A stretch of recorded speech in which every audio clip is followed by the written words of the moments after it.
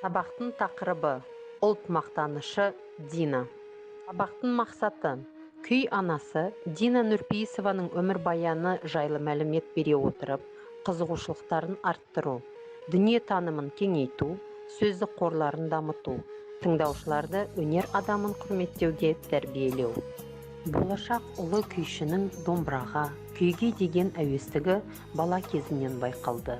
Оның домбыра тартып қана қоймай, жаннан күй шығаратын қабілеті алдымен табиғат сыйлаған молдарын болса, күйші болып қалыптасуына әкесі кенженің де тигізген әсері зор. Динаның күйшілік қабілетін байқаған әкесі Құрманғазыны арнайы шақыртып, батасын алды. 12-13 жасар қыздың өнеріне тәнті болған Құрманғазы біраз уақыт оған ұстаздық етеді, күй үйретеді, ақыл кеңес береді, үлгі көрсетеді. Дәстүр бойынша шәкірті Динаға аманатын тапсырып, домбырасын сыйлайды. Домбыра менің өмірлік серігім еді.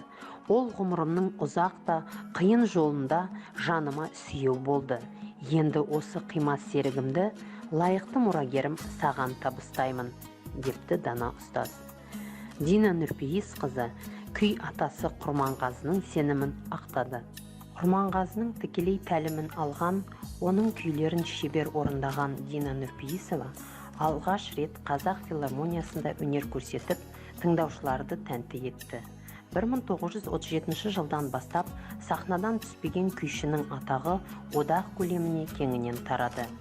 1938 жылы Қазақ КСР-не еңбек сіңірген өнер қайраткері атағын алды.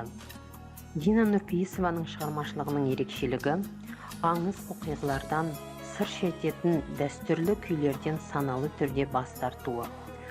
Ол күй арқылы өз кезеңін бір күнін екінші күніне ұқсамайтын аумалы төкпелі заманды көрсеткісі келді. 1916 жыл Ана аманаты, жеңіс атты тарихи оқиғаларға құрылған шығармашылығы осыны аңғартады. Дина Нұрпейісова алғаш рет домбыраны неше жасында қолына алған.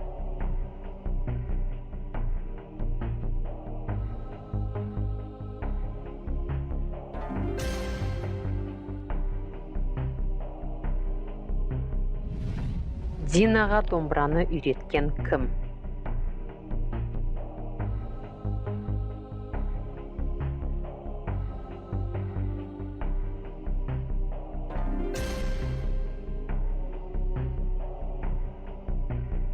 Дина Нұрпейісованы 9 жасынан 19 жасына дейін шеберлігін шыңдап, өнеріне тәнті болған кім?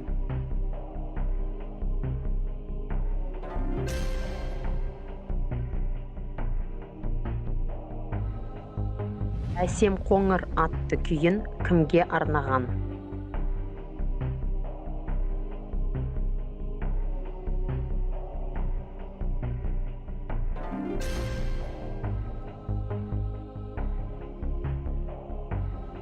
Дина Нұрпейісованың тегінде жазылған Нұрпейіс кімнің есімі?